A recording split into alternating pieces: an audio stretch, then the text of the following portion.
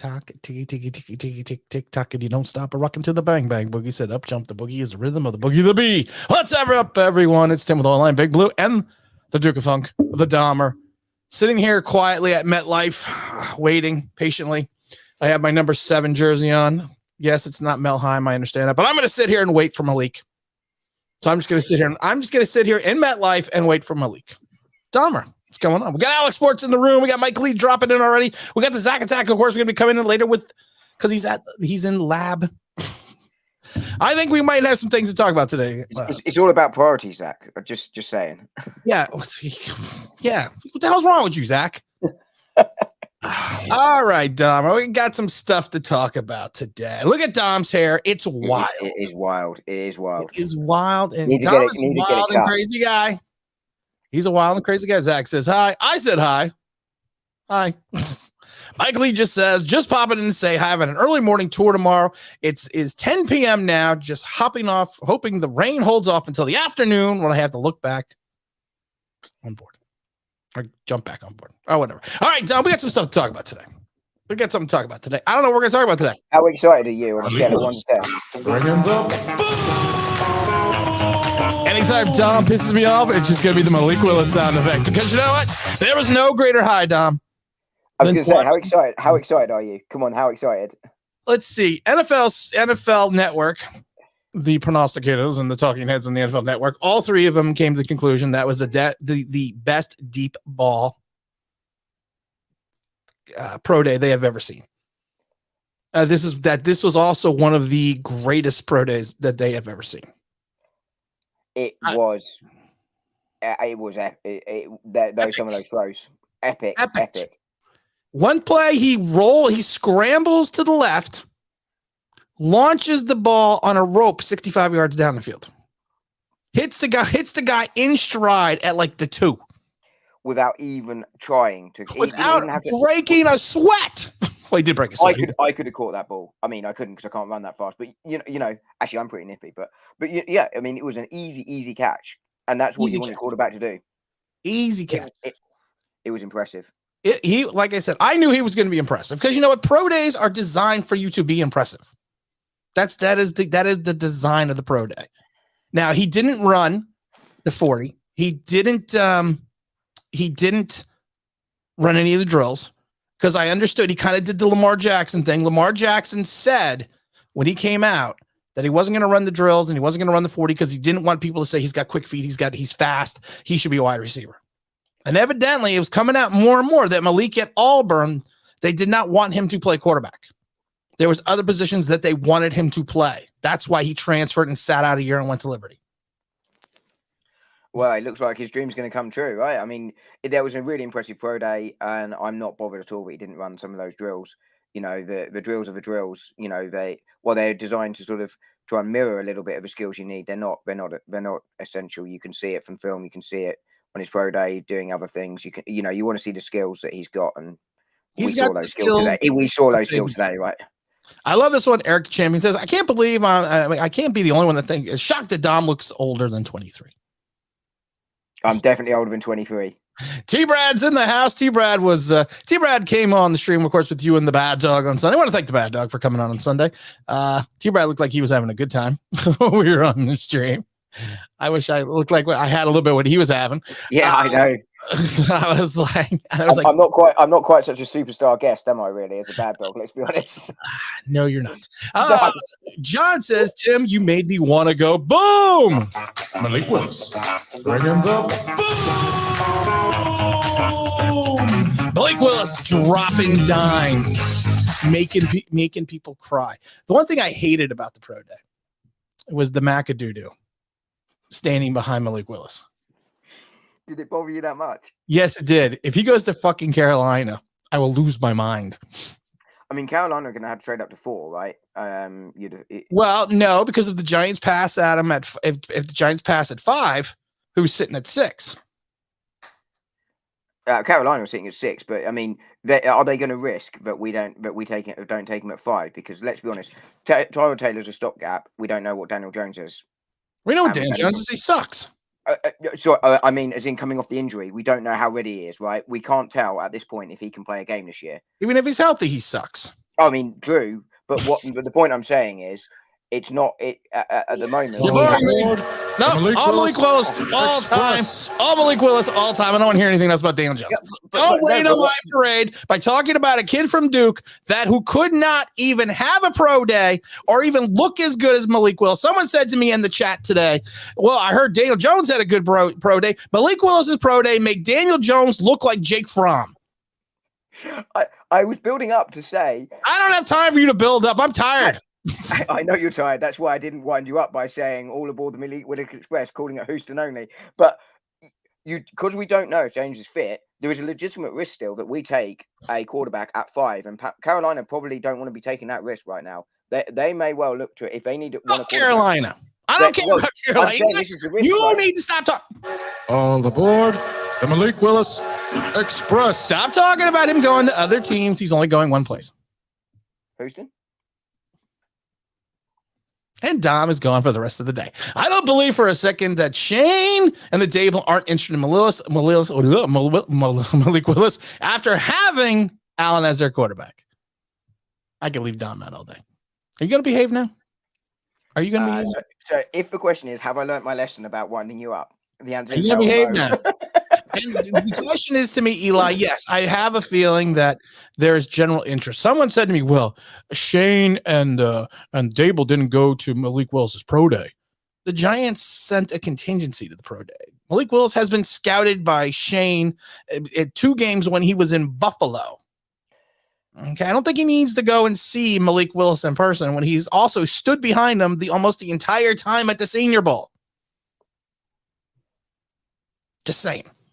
And also, they can't go to everyone's pro day, right? And also, do you want to tip your hand about where you're going by, let's say, Willis is the man they're picking, right? Do you want to tip your hand to everyone? Hey, we're after Willis right now by sending everyone to his pro day. You know, you need a little bit of mystique about what you're doing. All 32 teams sent someone to Malik Willis's pro day. Yeah, but what my point is, if you send Shane and Dable, it's kind of sitting, hey, we're really, really, really, really, really interested. And then I was making the point that all 32 teams sent someone because everyone's like, well, he's not that great. He's not that awesome. He's the fifth best quarterback. All 32 teams would not send some type of contingency to the pro day.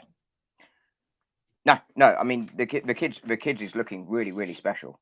Really special. He looks better with every appearance he makes, whether it's what he's saying, what he's doing, how he's performing. The kid is special. Like if he came right now, he's the best quarterback on the roster, no question. I like this one from Mike Lee. DJ would have tripped over a hangnail. He would have. No wind plug. He did not run the 40. He saw no need and no necessity to run the 40, and I agree 100% with that. I would not have run the 40 either, because there's no benefit to you running the 40.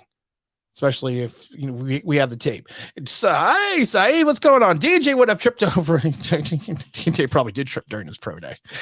Oh my goodness, great balls of fire. What is the evil Eric? What does Eric says? Looking for evil. I don't know why. Malik may have looked good, looked so good at team trades. Yeah, this is my concern, that he did look so good. And it wasn't just the deep ball. And that's the thing I want people to understand. People are like, well, arm strength doesn't mean everything. Well, that's what they talk about Daniel Jones' arm strength all the time. Of course, and that's true. It don't mean shit. But his deep ball was impressive, but it was the placement of his short passes that were more impressive to me as well. Because of the fact that if you looked at some of his flares, some of the out patterns, some of his sideline passes, he placed the ball in the area where only the receiver could make the catch if he was playing again, if there was a defender. He threw one ball. It was out of the backfield to one of the running backs onto the flat, where he threw it to the inside of the running back. Inside. So if you have someone off your off shoulder, there's no one can get it but on the inside. Yeah, I mean, his accuracy, his placement, it was exceptional today. I mean, exceptional. It was just so fun watching it. You messaged me, and I straight away started looking at video clips of it. They were just so impressive, really, really impressive. But not only that, it's also the fact, and I think you mentioned on your video earlier, what happened when the wide receiver dropped the ball. Perfectly doozy, right? Pass. For those that do not know what Dom's talking about, he dropped a dime on a wide receiver. I mean, on a running. I think it was on a running back. I can't remember. He dropped a dime on the receiver. I mean, a dime. and the guy just dropped it. Malik looks at him, pats his chest, saying, "My bad. That was on me." It 100% wasn't. Way in hell it wasn't on you. It's one of those ones Oh, where hold on. I gotta go. Hold on. Dom, take over for a minute, please. Oh dear Lord. It is one of those ones, and if you haven't watched it, go watch it. It's one of those ones where you feel so sorry for the quarterback on their stats because they drop the ball, the wide receiver drops the ball, and they get the incompletion. Yet they couldn't have thrown a better ball. I mean, look, the man today was so impressive. Like, he's going to be super excited if we pick him, and he's going to be super pissed if we don't. It's definitely worth tuning in for the draft show when he does it, because his reaction one way or the other is going to be absolutely amazing. I'm just going to try and scroll down, but I can't do them on the screen until Tim comes back. Where are we? Yeah, Charlie Willis, 100% there up to date. Giants got to grab him at 5. Now, as I was alluding to earlier, got to be concerned. Well, he's not here.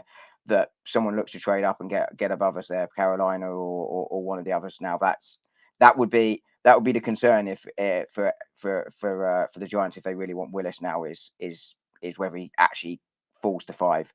That would be my concern there. Yeah, sorry. To clarify my comments, Grandasia, we don't know how bloody good Daniel Jones is. We know what Daniel Jones is. The point, just to clarify, I was making here was we don't know if he's going to be fit to play. So at the moment, we have one quarterback in my mind on the roster, and if we get rid of Daniel Jones, then everyone should be celebrating that. To be honest with you, T-Brad's spot on. Houston is the concern, or someone trading up. Spot on there. I am. God knows where he is, but anyway, I will continue on. Apologies, guys. I'm not what you're here for. What is it, 5, and then trade back? Trade back the second pick, Alex. I'm assuming you mean. Be interesting. Pop it in the chat where you'd want to trade back to, Alex. Be definitely interested in that conversation, and who do you want to trade back for? But I'm not against trading back the second pick, although I'm sure we'll cover it later. I'd rather trade back for 2022 picks where you know what you got than 2023. Yeah, Michael, he wonkered me. I didn't wind him up as much as I was going to first thing. Deliberately didn't wind him up. He's tired and grumpy, and I didn't want to wind him up too much. I planned on saying that Malik Willis's pro day was so impressive that he was the second best quarterback to come out of Liberty, just to wind him up. But I decided not to go there. Obviously, that's not true. But oh dear me. But there we go. He's taking a long time. Apologies. I have finished my tea. It wasn't tea, but I have now finished it. My wife was supposed to be making dinner while I did a whole load of other jobs, and she didn't make dinner while I was doing a whole load of other jobs. So we had to rush dinner before this. J8 Velo. I'm not sure if I've got that right. Yeah, I agree with you here. So the comment says Shane didn't go to Malik's pro day because they wanted to feign disinterest. I think that there could be something in that. They sent someone. All the teams, as Tim said, sent someone. Such is the talent of this guy. But yeah, I think you tip your hand if you send Shane and or Dable to the pro day. And while I still think teams won't necessarily fall for that, I think it does risk quite substantially teams trading up ahead of you to go get him. Oh dear me. Ron 1. If the 2 prize tackles and KT off the board, I can see the Giants taking Willis at 5. I think after the pro day today, I can see Willis being taken at 5, almost regardless of whoever's on the board. To be honest with you, I'm not convinced that we. Everyone seemed to have left the stream. I know. I'm not surprised. I had to waffle for a long time, not being able to move on. I managed to get down to Ron 1 at 8:09. So we're only running 5 minutes behind now. No cursing. I curse. I'm a sailor. But I'll let you go back through them. Houston is my biggest concern for taking Willis. I have to agree with that. I think Houston's a big concern as well. Carolina's definitely taking quarterback, says the T-Brad. I could see that happening as well. Willis at 5. They're not going to roll with Darnold, surely. Shocking. What more could they win? Bring back Ham, they can run it back. Willis at 5 and then trade back. I like this idea. This idea has come about on a couple of the chats. Willis at 5, trade back, trade 7. Everyone is saying you want to get that extra pick in 2023. I don't particularly agree with that, but because of the fact that everyone's like, well, also another one's theory is even if you don't take Willis at 5, that you still trade 7 because you get the 2 picks in 2023, so you can get CJ Stroud or Bryce Young. The problem is there's the old expression, bird in the hand. If you got Malik Willis sitting there at 5, you're hoping that you may get a shot at Stroud or Bryce Young, and you're hoping either one of them doesn't get hurt, and you're hoping that either one of them doesn't have a bad season. So take the guy you got. Take the guy that's in front of you. I mean, I'm not going to be as upset as you if we don't take a quarterback. But if we like Willis and we think he's a guy, then you start the clock early because you don't wait to see what he's got. If we don't think Willis is a guy, then yeah, you take your picks next year. But for me, I also think the other danger of not, and I mentioned this while I was having to cover not very well for you, is that you don't know what that pick's worth next year. Yeah, exactly. You know. You trade back this year for picks 2022. At least you know where you're picking. You do it next year. You Lord knows where that pick's going to be worth. We got lucky in some ways. We took the risk with the Bears pick. We got lucky. What if we do the same thing and we're picking 23? It's not worth it. Right now, this draft to me next year, just taking a look at it, is not as strong on the defensive line and the offensive line. Which the Giants need as well. So if you can go out and get your franchise quarterback and get a tackle all in the first round, that's not a bad opportunity. Mike Lee says the lag is killing me. Have to catch up on the replay. Good night, Tim and Wonka Dom. We're not going to Wonka Dom. Eli says, I'm willing. You definitely will at some point between now and the end. Let's be honest. Yeah, I probably will. Let me see. Mazinga says, Panthers Nation podcast said Malik Willis looked like he was having fun, was all in good stride. 3 drop passes, not his fault. Off the field, good character, helps to homeless. Yeah, I mean, the guy's a good kid. And we've said this before. Well, Daniel Jones is a good kid. And I said, oh, great, go sell insurance. Daniel Jones does not have Malik Willis's talent. I mean, ideally, you want a good locker room guy that can lead, has some qualities about him. But ultimately, you also want the talent. And I know which one. If you gave me the choice, I'd take the talent. Why do so many people take a risk on Antonio Brown? Exactly. Repeatedly. Yeah. Not once, not twice, 3 times. Yeah. And it wouldn't surprise me if someone took a risk on him again. Yeah. Shane didn't go to Malik's pro day because they wanted to feign disinterest. There's always a little sportsmanship. There's always a little gamesmanship. With these general managers. I don't know if that was the case. I also think the fact that he scouted him twice in Buffalo and went to the Senior Bowl. So, I mean, how much more do you really need to see a guy? I mean, I do agree with this comment. I think there's something in that. What I'm not sure in, I mentioned it while you were away, was how much teams will actually fall for that. Exactly.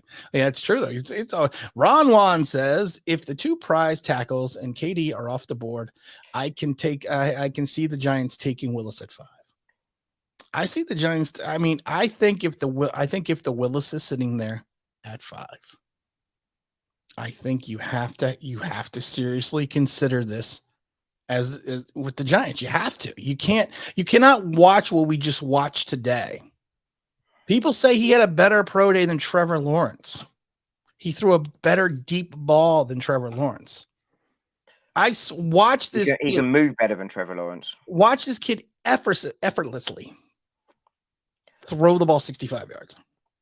I don't think you can. In all seriousness, like I've been advocating for a while. Unless you like a quarterback, don't take him. I think this lad now, if I was GM right now, honestly. But based on what I saw today and based on what I've seen beforehand, that has tipped me over the edge on to where I would now actually take Willis at 5. If you asked me that yesterday, I would have been considering it, but I wouldn't have taken him at 5 unless I was 100% sure.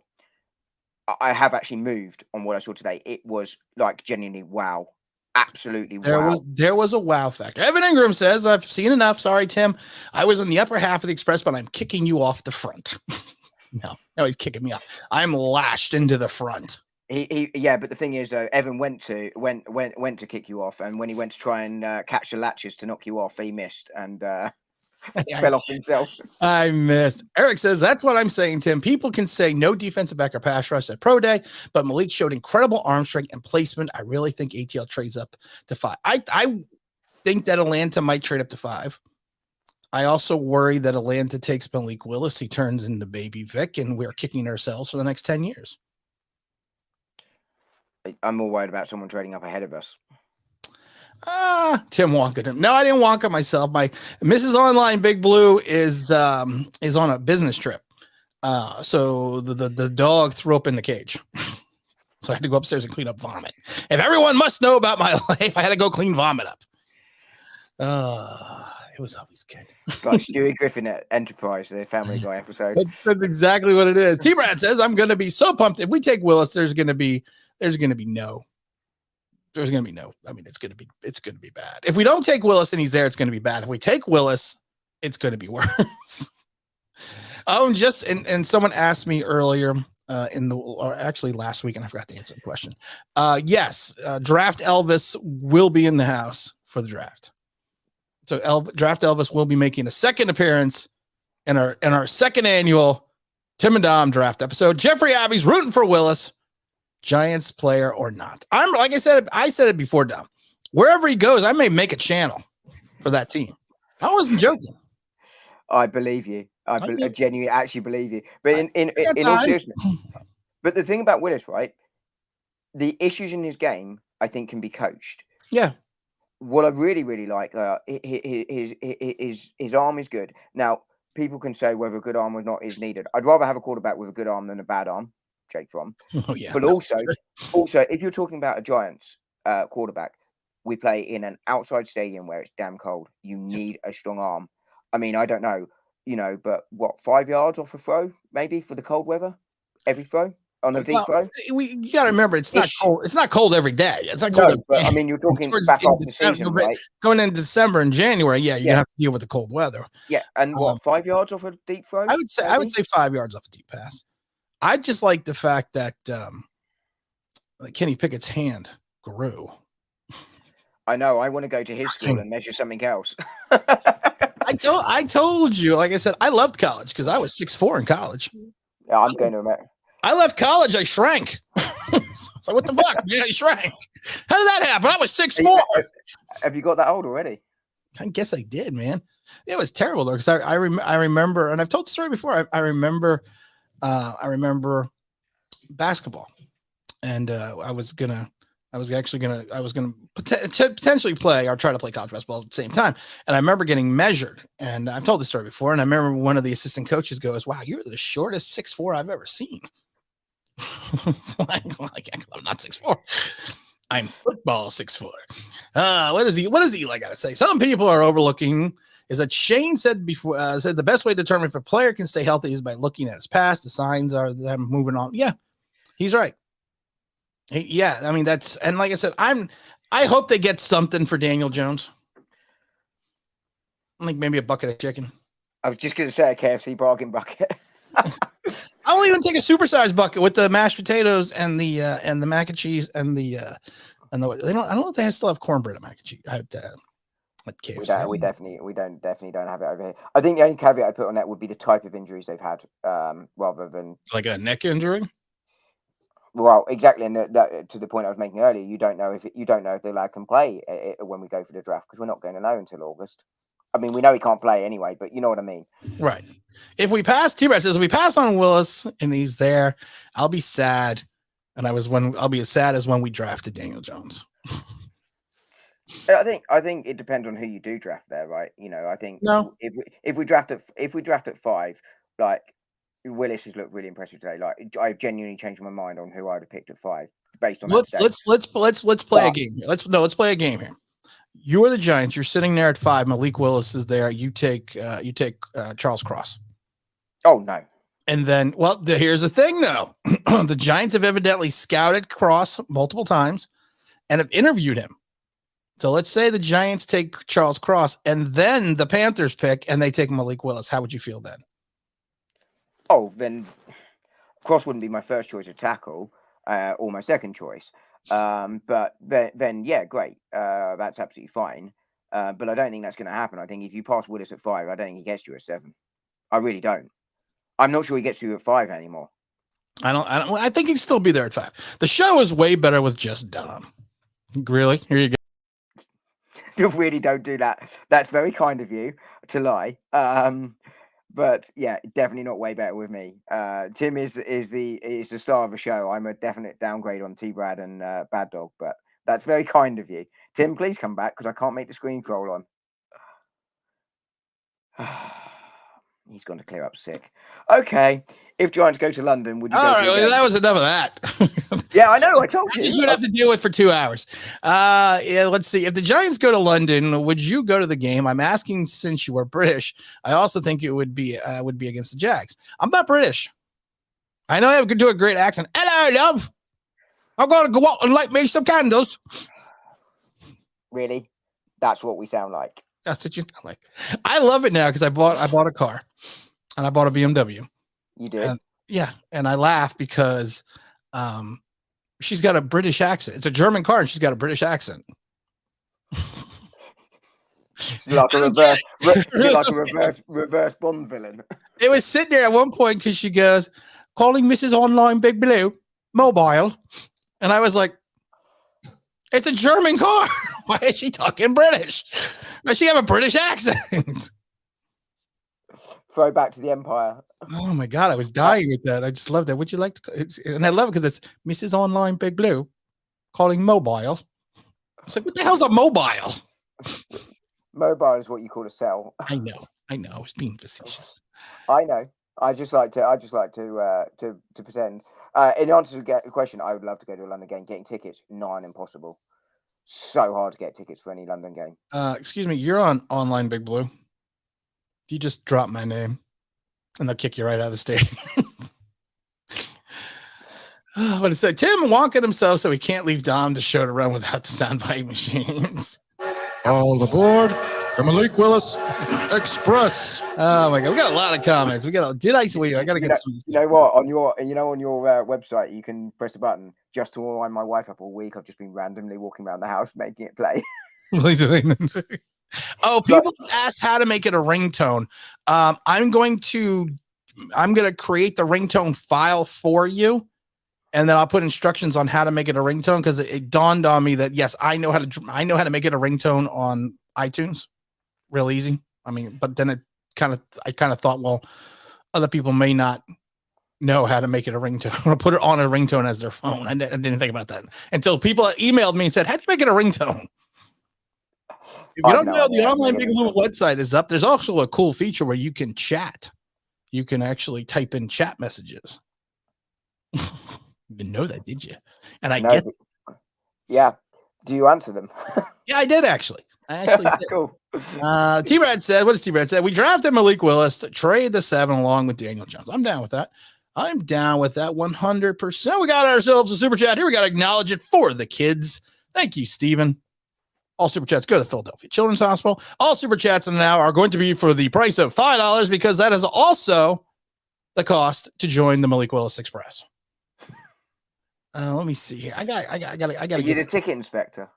I am the guy on what was it? Polar Express. I'm Tom Hanks. That's what I'm welcome aboard. Here we go. What is this? Ron says, if the Giants take Malik Willis, the Twitter mites will throw an absolute fist. I love the people on Twitter. I love the people that make me so happy. Yep. So yeah, we're all excited to hear about what Malik Willis is going to do. Oh my goodness. We have the let's see. I like the combo of Malik and Turner, possible wide receiver to grab in the later rounds. But we have the smooth sounds of Kenny G. What do we need a wide receiver for? Didn't we get Corey Coleman? Or did he go someplace else? I've not seen it. I don't think we. If we Who signed Corey Coleman today? I thought I'll have a look. I mean, it's. I thought we signed Corey Coleman today. Oh, no. The Chiefs signed him. I think he was good. The Chiefs signed him. Oh, where's Zach? Where's Zach when I need some Googling? Yeah, it's Chiefs. Yeah. It was the Chiefs. Let's see here. James Williams, I hope we take him, but I think Shane will punt the season and take a quarterback next year. Hopefully Tyrod will start and Jones will ride the bench. I don't know. Some dude told me Willis only threw for 65 yards. Only threw for 65 yards. He only threw for 65 yards. Only. I sense there might be some sarcasm in that. Well, no, I think Saeed is saying that someone told him that joke. That I don't think it was sarcasm. I think they were trying to prove a point that he could only throw 65 yards. Yeah. I could throw 65 yards. I'd be quite proud of myself. Cordell Stewart, back in his Colorado days, I think it was his last game of the season in Colorado. He launched one like 60 yards, and this was back in the 90s, and people were amazed that he could do that because people didn't do that then. But and I saw he had a big windup when he did it. Malik did this basically on the run with almost looked like a flick of the wrist. You went, there was the ball. It looked effortless. It just pinged. And I was texting James Williams, and I said he could have thrown that at least 75 yards. Because the amount of air he had underneath that ball easily could have done that. Mitchell K says, Willis and the sauce, praying to the football gods.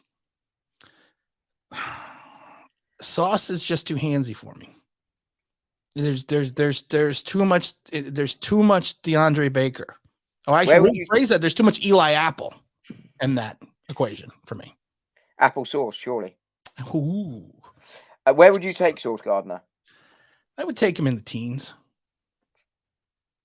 I would take him. I still like Stingley. Worry about the injuries, but I would take him in between 15, 16. I wouldn't be taking Sauce Gardner. I wouldn't be taking a cornerback. I said it on Sunday. There are so many holes on this side that we can't fill everything this year. And corner, well, I think will be a need potentially going forward. I think we have to ride with what we've got this year. I agree. Honestly, bro, if we said this to Saeed, if we pass on the kid, we should really wonder about Shane because this kid looks something special. He does. He looks something. And I didn't know this, but his 74 touchdowns over the last 2 years are the most in college football. Didn't know that. As in that time span. Yeah. Didn't know that. I didn't know that. I literally did not know that until they said it on the NFL Network. The only thing I would say in answer to James, and look, this kid looked impressive today. Like, do not get me wrong in any way that I was watching one of the throws and I must have watched it 10 times, like on repeat. It was like on point.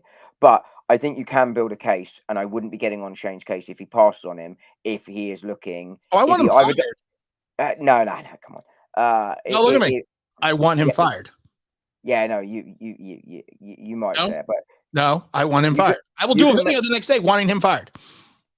Yeah, I believe you. But you can make the case as to why he might go in a different direction, and you can understand that. And I think you have to ride with Shane. We can ride with Shane regardless, right? He's not getting fired. But you look at what he's doing, and I think he's making some sensible decisions so far. And I think you would have to trust him and trust his process. We're going to get into. Hi, Quint. We're going to get into sensible decisions in a minute. We're going to talk about that for a minute here. Because there's some things I want to talk about, but I'm not done talking about Malik. But there's some things I want to talk about with his sensible decisions that he's making, such the fact that he just liquidated our safety position in tight end rooms. We're going to talk about that. Yeah, we're going to have to do something about that. That is we are going to chit chat about that one. Yeah. I'm more than happy to. Logic Finance says hello, everyone. We also give big respects out to Big James Williams. The T-Brian says James is a top guy. James is going to be on the draft stream. Giant Shane didn't go to Malik's pro day because he knows. Yeah, he knows. I don't have to read the rest of it because Steve Brad's a genius and he knows. No cross, please. No, I don't want cross either. I don't want cross.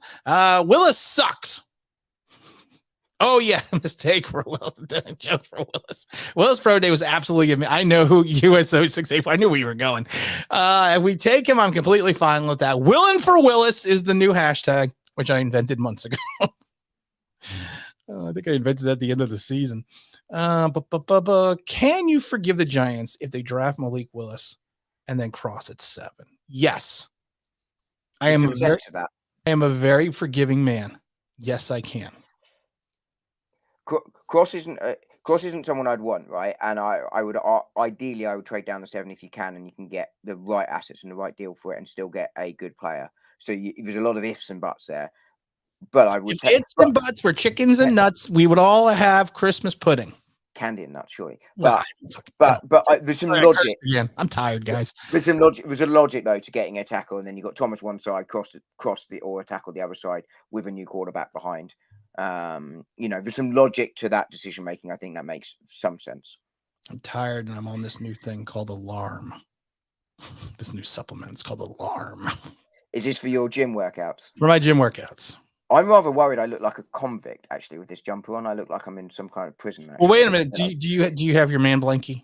No, so it's getting warmer. Don't have my man blankie today. What does Mitchell K have to say here for the kids? $4.99 super chat for the kids. Would you be mad? Oh God, if we do Willis and an edge rush at 5 and 7 without, you know what? I am fine without taking an offensive tackle in the first round. I am fine with that. Yeah, I have seen multitudes of places that people would be upset. I think there's talent in the second and third round that you can get, and Shane has a proven record of not taking linemen in the first couple rounds. He's technically he's in an organization that has a track. Yes, but he was mainly but he was in charge of scouting and everything else. So I mean, so you gotta look at it that way. So, but yes, he was in an organization that did that. So I would not be upset, and he has a pattern. I would be upset. Actually, I wouldn't be upset at all. Well, it depends on the edge rusher. Because if Devin Lloyd was sitting there at 7 and we took an edge rusher over him, I would probably be upset.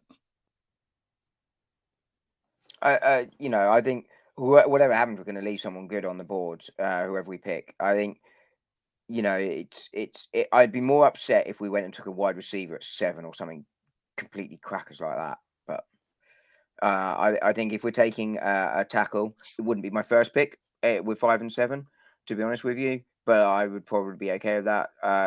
Linebacker, defensive end, quarterback. I think any of those I'm absolutely fine with. When is tea time, Dom? A couple of hours ago. Okay, good. Genuine question. Oh, I like genuine questions. If we trade back the pick 5 and say Atlanta gets the good haul, then they take Malik and we draft O-line and Lloyd at 7 and 8. How are you feeling if we do this? I'm still feeling upset. I'm still upset. Because I'd be upset that I don't really want to make a Falcons channel. But I would be upset to the fact that I can't pass. If I'm sitting at 5 and I'm the Giants, and Malik Willis is sitting there in front of me, and you're going to get me a pick next year, the Falcons aren't going to give up. They're not going to swap their pick and then give you another first rounder next year for Malik Willis. They're not moving up that far. There's not a big, the jump isn't there. And you allow that to happen. We already lost out on Justin Fields, who I still think is going to be a stud in this league. And then you potentially lose out on Malik Willis. That's the definition of insanity, doing the same thing over and over again, expecting different results. Also known as the last 5 years, 10 years. Exactly. And that's kind of where I was going with that. Thank you again for this, Stephen, for the super chat for the kids. I appreciate that. I just wanted to go back to that. Sometimes I don't feel like I acknowledge people long enough for the super chats. It's because I'm such a nice guy. Even I don't believe that one. Only 65 yards. Yeah, and this, you see, he wasn't being sarcastic. Yes, same guy said he saw people throw with less effort. There was no effort in that throw. It was genuine. I think almost the first words I said were it was effortless. Yes. I mean, it really was.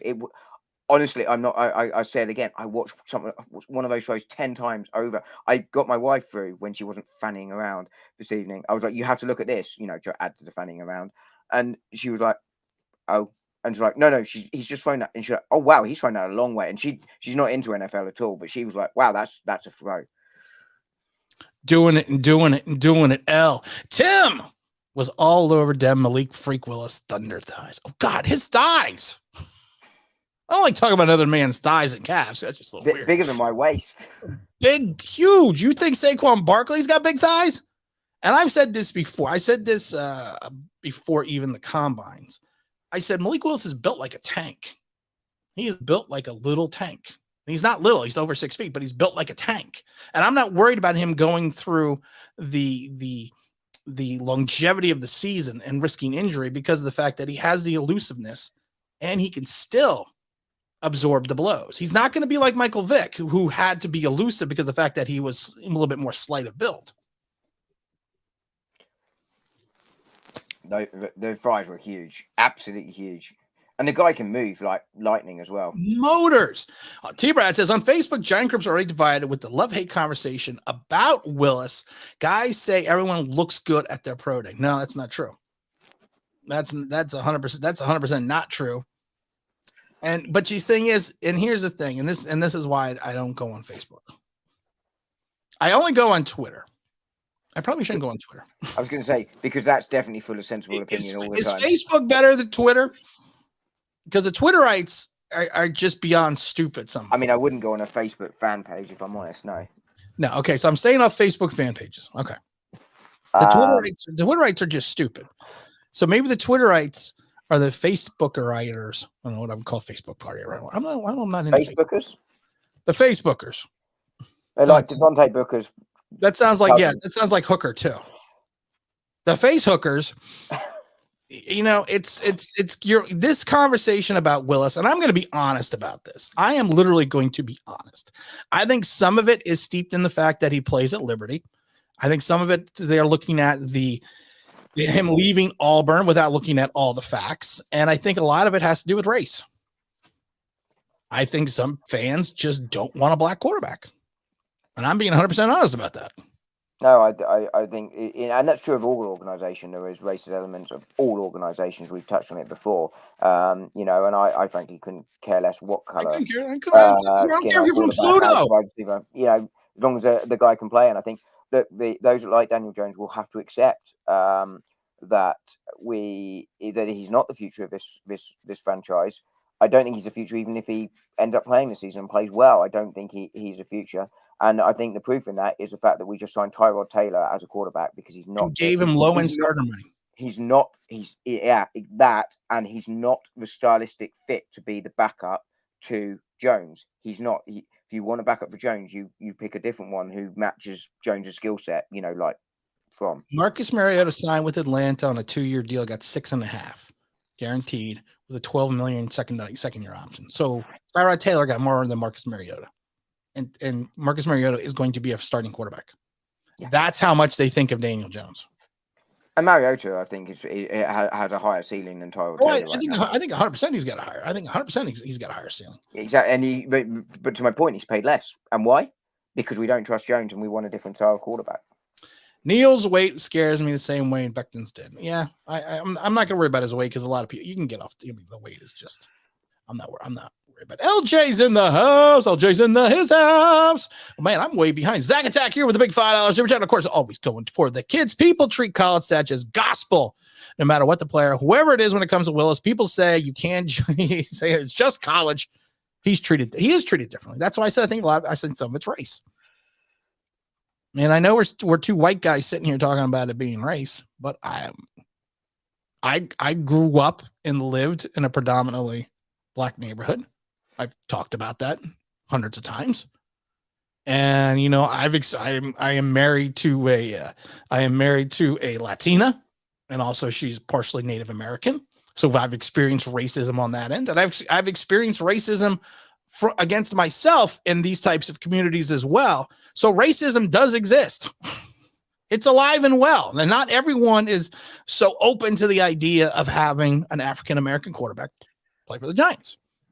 And I think that you would hope and wish that this wasn't the case, because I said it before. I don't care where you're from. I don't care what color your skin is. If I like you, I like you. And I don't care what you are. But if you could be, if you're a douche, you're a douche. And this kid does not look like he's a douche. This kid is from a Baptist college who donates clothing to homeless people while he's sitting there at the combine. One of the biggest days of his life to date at that point. And what's he doing? Handing out clothes. Open up his suitcase, hanging off clothes. And so Zach, I think sometimes people, you're gonna get those people. You're gonna get those situations. I'm saying it's probably a small percentage of fans. Like I said, I don't go on Facebook. It's a small percentage of fans, but there's still a percentage, and it'll always be there. Either way. That's all I got to say about that. I mean, I couldn't agree more. I genuinely couldn't agree more. I couldn't add to that. I thought that was very well said. Thank you. Thank you. Also, you're scared.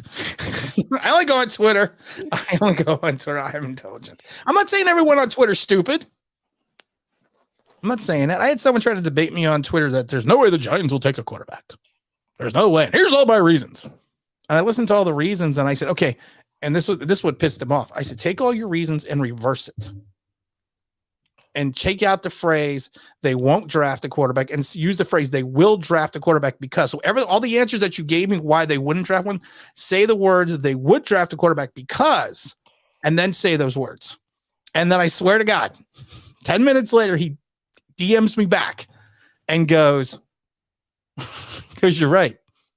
Yeah, I think you, like I said earlier, you can build a case for picking the quarterback and not picking the quarterback because there are so many needs on this team right now that you can build the case either way. And it simply comes down to, do you think this kid is a franchise quarterback? If he is, you don't wait to next year to see if one of the others is a franchise quarterback. You take him now. It comes down to that, and that's a decision Shane is going to have to take. Teddy Bridgewater looked horrible at his pro day. He did.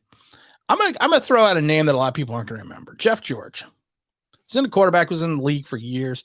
He started his career out in Purdue. He was number one recruited quarterback. This is going back in the day. And then he flamed out of Purdue, transferred to Illinois. Had one of the strongest arms I've ever seen. He had a great pro day. He had a mullet too. He had a great pro day. Big arm, probably one of the biggest arms I've ever seen. But he flamed out in the league. He was in the league for like 16 years. He did have some great years, starting with Atlanta and the Raiders. Flamed out with the Colts, who drafted him number 1 overall. But he had a great pro day. But he was a knucklehead, and everyone knew he was a knucklehead. But his talent exceeded the knuckleheadedness that he had, and that's why the Colts took him number 1 overall. Same thing with Ryan Leaf. You had the choice between taking Peyton Manning or Ryan Leaf. Ryan Leaf was a knucklehead. He had the talent, but he was a knucklehead. Malik Willis has the talent, and he's not a knucklehead. It's always interesting hearing Ryan Leaf talk about his career, actually. Yeah, I actually saw that.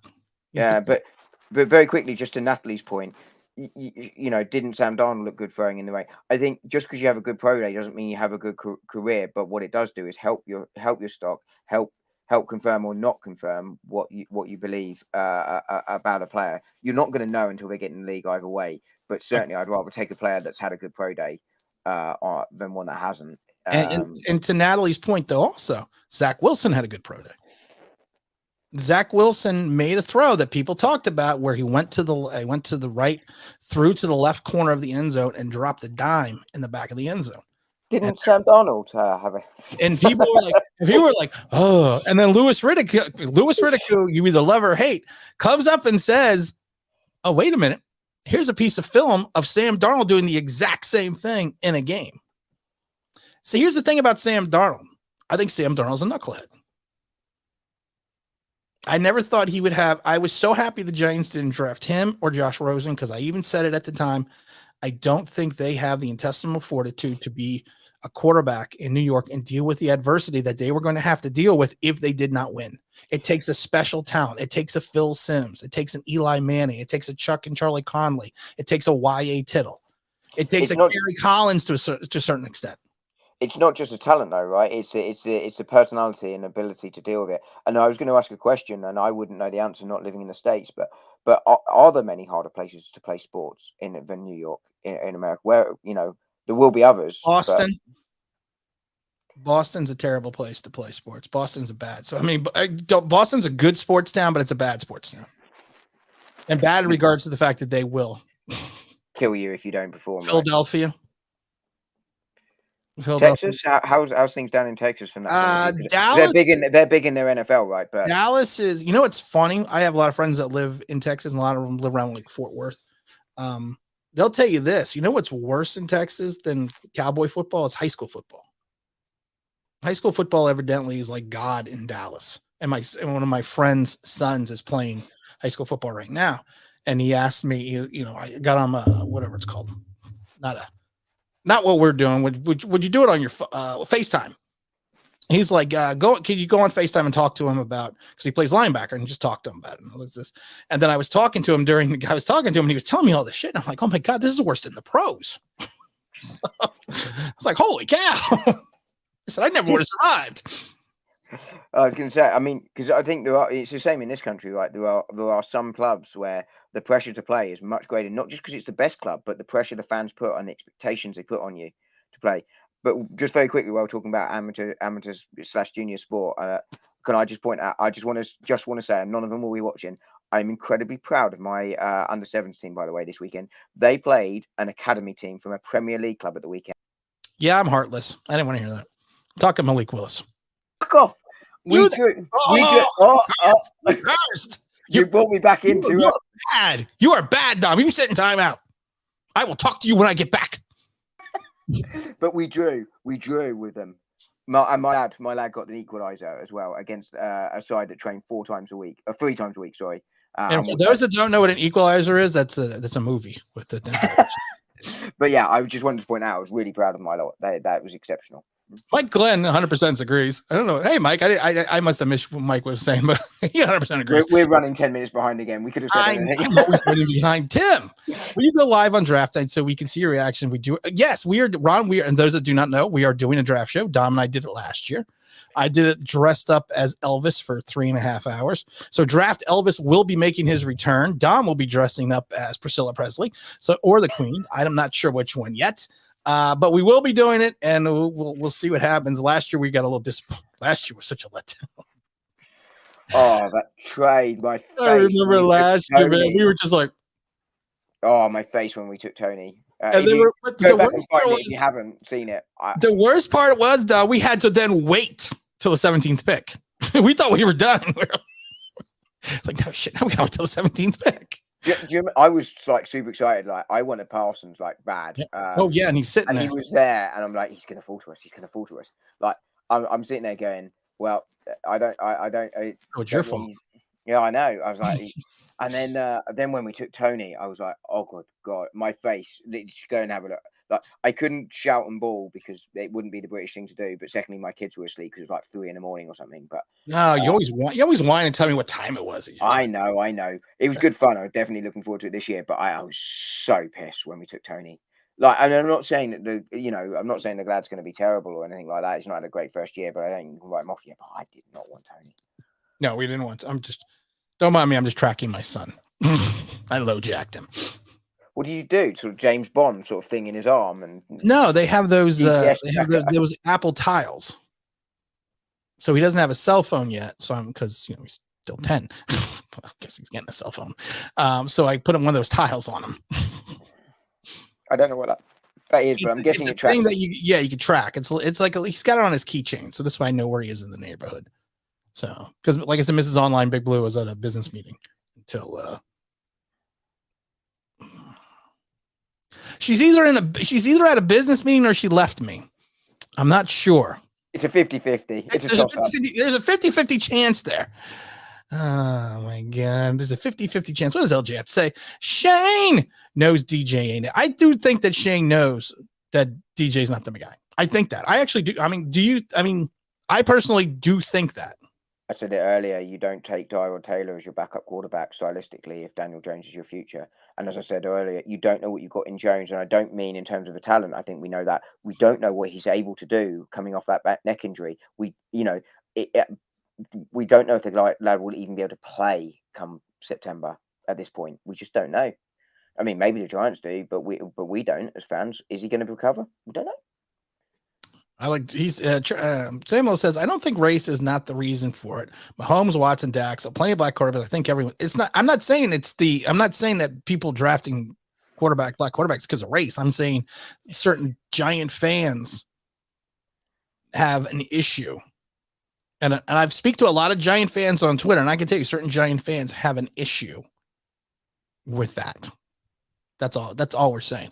Careful, Tim. Talking about Malik Willis styles. You sound like Jimmy the Greek. Sarcasm alert. Talked about Saquon Barkley's thighs. Maybe I'm a leg man.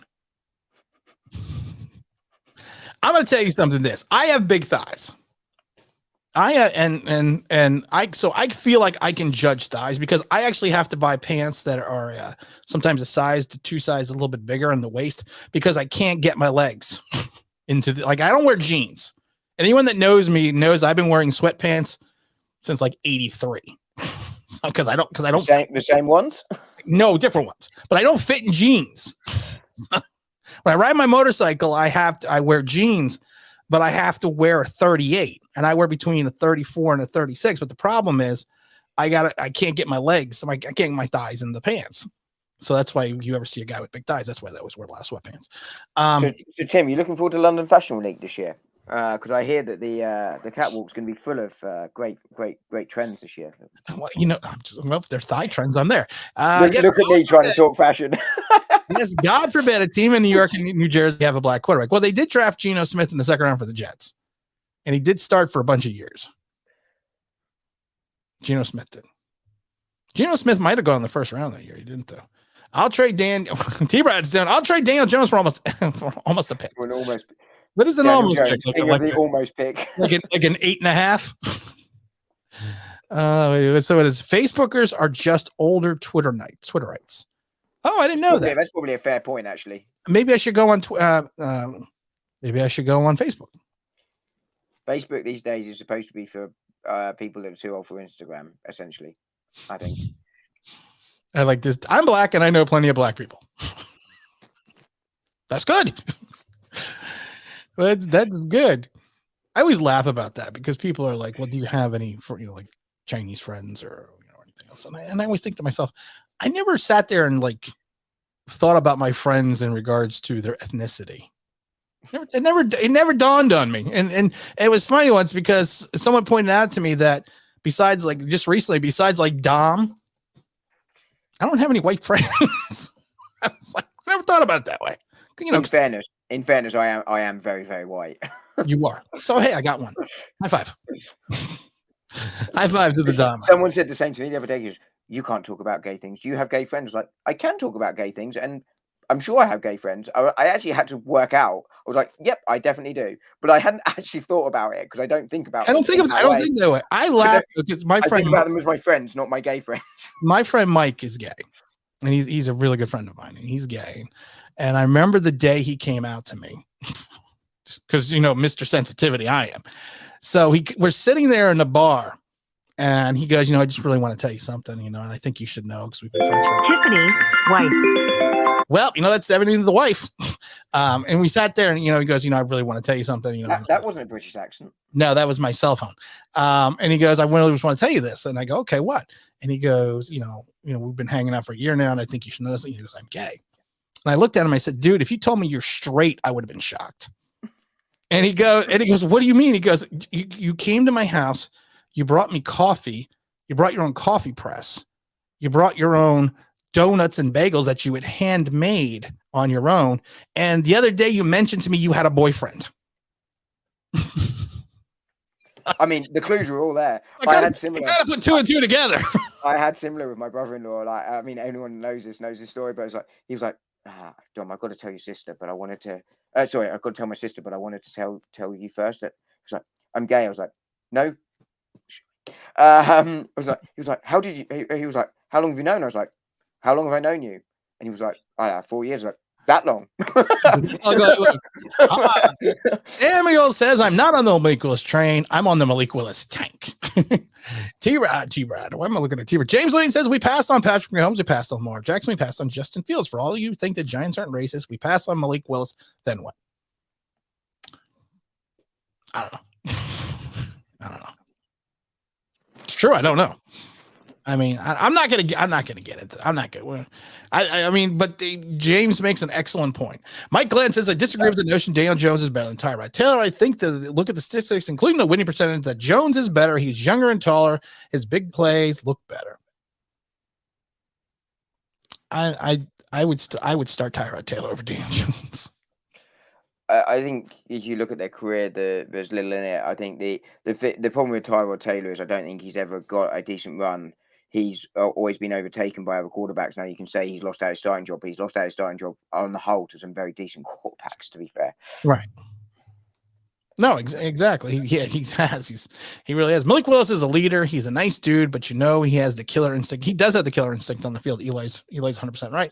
Ron Washington says, I think Tim's spot on. I think it's a part of race. The Giants have never drafted a black quarterback in the face of the franchise.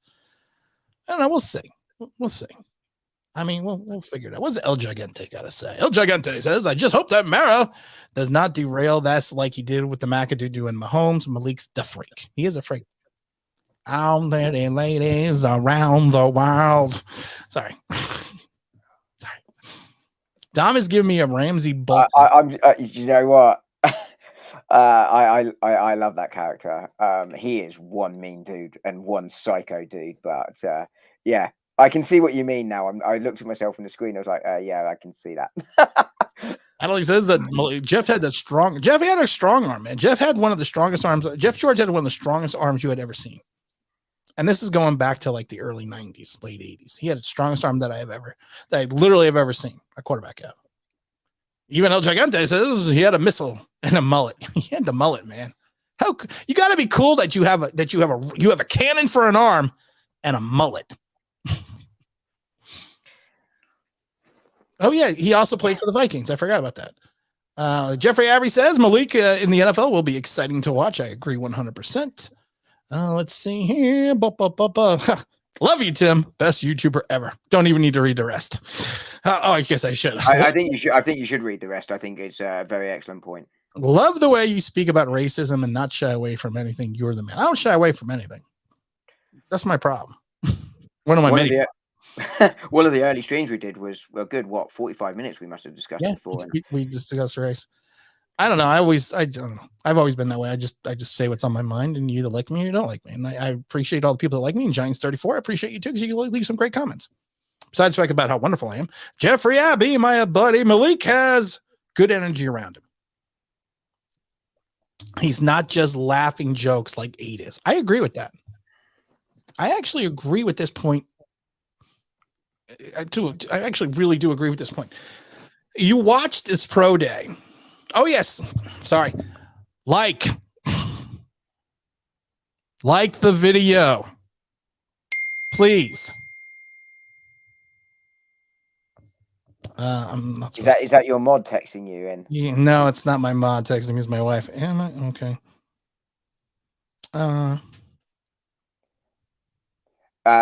But while you're doing that, I'll just come in on this one. And I think the quarterback, you want to see leadership on top of skills, right? You know, and for all we always used to laugh and joke about Joe Judge talking about that, it is important, the culture and the leadership stuff. But the quarterback in particular needs to embody that and fit in with that. And that's something else that we should be, if we're interviewing Willis, and I think we at the very least should be interviewing the lad, that we'd want to be seeing and testing when they get in front of Shane and Dable and the like, if and when they interview him. I had a text my wife back. I filled in. Evidently, she didn't leave me. Evidently, she did go on a business trip. I mean, it was a 50-50 shot. Good to know you came down on your side. It was always good. But to Jeffrey's point, if you did look at him, he is a leader of men. It's the way he has an aura. It's the way that people rally around him. It's the way that people you could see it. You're just attracted to his presence. And that's the type of person people want to play for. It was the Eli Manning sort of thing, wasn't it? Was Eli Manning the most talented quarterback you've ever seen? No. Is Tom Brady the most talented quarterback you've ever seen? Nope. No. But they have that leadership bit. They have that intangible. And someone once said this to me. I literally walked into a job on my first day, and I was only supposed to be there for 3 weeks. And after 3 hours, he called me upstairs. Roger, his name was. He went, "We'd like to keep you permanent. Like we don't want you to go back to where you were. We want to keep you here." I was like, "Why? I've only been here 3 hours." He was like, I can see already people want to work for you. You're already 90% of the way there. Right. And that's important. It was nice to the just reading right to my text messages. She says, don't read them. I'm not going to read them though. While number 8 runs with his head up. She should know by now. If she doesn't want you to do something, she should tell you to do the opposite. I know. She should have learned. After years of marriage, she should have learned. Let's see. Giants34 says, I think if Malik Willis is on the Giants, I think all of our weapons will instantly get better. Kenny G will be able to run down the field and catch the ball in the middle of the field and wide open Tony. I don't disagree because Tony had his best game with Mike Glennon, and that was the Dallas game.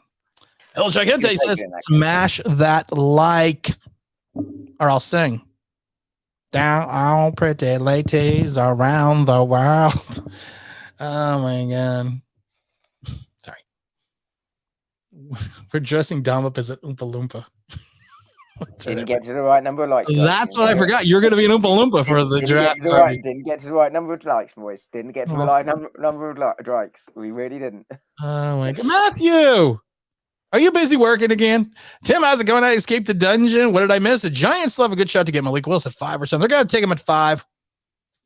Matthew is another one of my favorite commenters. I got a lot of favorite commenters. Everyone's my favorite commenter, but I like Matthew's comment because I yelled at Matthew for not being on the show a couple weeks ago. Oh my God. You know what the funny thing is? I remember everything people tell me. That's why people are shocked when they're like, how did you know I had a test and trig? It's like, because you told me. Do you know what the funny thing is? You can remember that, but you can't remember what you said 5 minutes ago. No, I can't. I really can't. I have short-term memory loss. or I just don't think I'm that interesting. Finally, here we go. Finally, football awareness has entered the building with the Shane Show. I agree. You don't draft a quarterback from a college basketball school. Why not? If the quarterback's good enough, you take him from wherever, right? Why not? I don't care. I don't care if he's from playing Sister Mary's of the Poor. What does John have to? Really quickly.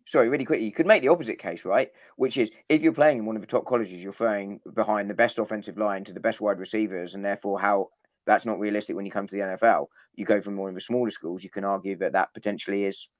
It makes it an easier transition because you're not used to playing with the quality because you're going to be on one of the poor teams. So the good thing is, see, that's true because I was bored there and I don't remember anything you just said. John says, like to point this out, the Giants gave good money for Tyrod Taylor. I don't believe the plan is to back up Jones. I believe the plan is to start and teach Malik Willis. Bring him the gotta have it. What do you think? I'm 100% down, John. I said last week, I think Tyrod Taylor starts week 1. What did I do? Oh my God. Oh no, she forgot something. I'm going to go with it's too late now. Just too late, baby. It's just too late. What's up, Jeff? What's going on here? It's clear some people have an issue with them starting comparing Malik Willis to Dwayne Haskins. Totally different players. Malik Willis and Dwayne Haskins are not even on the same stratosphere. Malik Willis. I was going to say, talking of knuckleheads. That's a knucklehead. Eli, whoever said that, go and punch him in the back of the head. I do not abdicate violence. Unless it's in regards to stupidity. And definitely don't hit him if he's a lot taller than you because it might hit you back. That's true. Make sure you can get away with it. Jeffrey Avery said, this is life, though. Almost certain biases and isms that people tend to go along with and make some people feel comfortable. He's not wrong. Yeah, I think that's spot on. That's spot on. I think that's the best way to put it. I think he put it more succinctly than we did. What do we have to say? To pick and choose a player based off how they looked or act. You're right. Of course, everyone would pick me because I look awesome. By the way, I was laughing at Jeffrey's comment because I caught it out the corner of my eye and thought it said mac and cheese. I would like which is what made me smile because I think it was a very good comment again. The Shane is copying the Brandon Beane did and try to build a capable NFL roster. But granted, at the time that the Giants had more cap, the Bills had more cap, and he also follows the Bills model. Well, here's the thing about the Bills model. The Bills model still made the playoffs. The Bills model had one bad season, and that was the 6-10 Josh Allen season. They made the playoffs the year before. So it really wasn't kind of fun. And this is the one thing I want to talk about with Shane. They're not really following the model. Because of the fact that they only were bad for 1 year and they started a rookie quarterback. I don't think you can necessarily copy the model entirely anyway, because the situation here is far worse walking into it than it was at the Bills. Right, exactly. Malik is like Matthew says, Malik is like a unicorn. He has such an intangibles that are not like anything the rest of the draft have had. He has more prominence than the guys like Haskins. His ceiling is Vic Jackson, RG3, or Haskins. To me, he's baby Vic. He's Vic Ultralight. And honestly, I think And Mike Vick had a great arm. Michael Vick had a cannon for a guy that was 6 feet tall, but he's got a better arm than Michael Vick. Michael Vick was more elusive and a little bit more quick. But if you want to compare arm strengths, it's just something different. What does Mike have to say? Drafting Willis would be the biggest and best move since selling the farm to draft Eli Manning. I don't disagree with this. You had Ernie Accorsi turn around and say, I am going to do what I need to do to get my quarterback. Because Ernie Accorsi, we've said it a million times, learned from his experiment in Baltimore when he was a rookie general manager. And John Elway said he was not coming to the Colts. And ownership made him trade John Elway against his will to Denver. We all know what happened there. But he said it in his, I think it was in his multiple interviews, and I think in his book, that when he saw the chance to get Eli Manning, he knew he had to take that chance because of what happened in Baltimore. And I think that's what the Giants should do right now. I mean, here's the question. I mean, how many teams can win a Super Bowl without a top quarterback? Very few. I mean, when was the last time? Probably the Eagles when they won it with Foles. Right. I can't think of one after that. And before that, I'd have to really go back in the annals to work it out. I mean, you need a top quarterback. I really do believe that. I don't think it has to be a top 5 quarterback, but I certainly think it has to be a top 10. Either that or everything has to go right for you. You're right. You're not wrong. Whoa. Evidently, there's a lot of comments. I hit the mouse on this one. What the hell? Oh, my goodness gracious. Great balls of fire. I like this one because I said this. Malik Willis can be the face of the franchise. Think about the marketability of Malik Willis now. Does anyone see that? I don't see that number 8. I don't see that in Daniel Jones. I did a video, Dom, a couple months. I mean, not a couple months. It was like maybe 3-4 weeks ago. And there's a picture of Malik. He's got his back to the crowd and he's got his arms stretched out and everyone's around him. I called it the face of a franchise. I don't see that with Daniel Jones. And you know what? And as important as winning is, when you're in the doldrums that the Giants have, sometimes just being excited and having someone that brings excitement to your fan base. I mean, right now, seriously, I mean, what have we got to be excited about going into this year? Right? I mean, I'm okay with that. I think I understand the strategy. I really do. And therefore I can cope with it because I get what we're trying to do. But there isn't something to be excited about. Sorry? Medium Pepsi. But something like a Willis does give you something to get excited. Something, you know, even an edge rushing and getting. I'm sorry, who are you talking about? I was talking about. I think you've got a button. I think you've got a button. That was for you. It's something like boom. I can't quite remember. What you talking about, Willis? That's fair. Oh, Greatness 81. What's up, my friend? Choo choo. The Fudge Ripple Express, baby. I had Fudge Ripple the other day. There's an ice cream shop right next to our house. They have a really good Fudge Ripple. And I actually thought of you, Greatness 81, when I was having Fudge Ripple on the porch. Sorry. Malik Willis is a good kid. He helps the homeless. Giants should love that. I agree.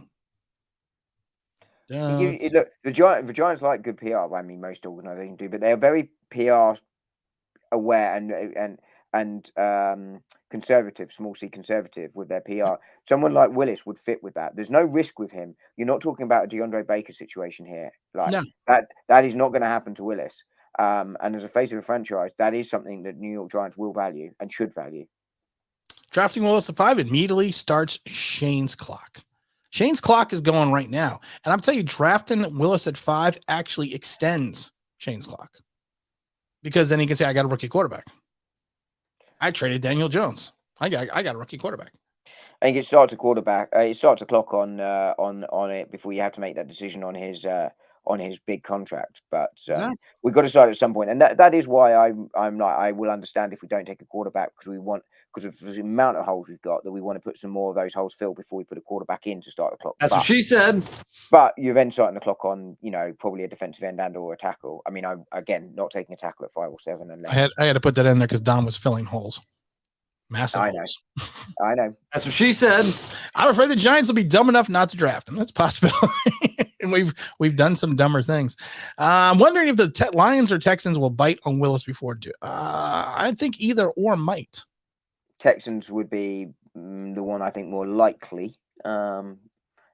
I was But thinking you could about this in also a week. sit him behind Goff. Yeah, that's what you could do. I wonder if they think that they can get something out of Goff, and we'll try and put some piece around him to see what they've got with Goff. Because let's not forget, Goff did take the Rams to a Super Bowl, but that Rams roster was pretty decent.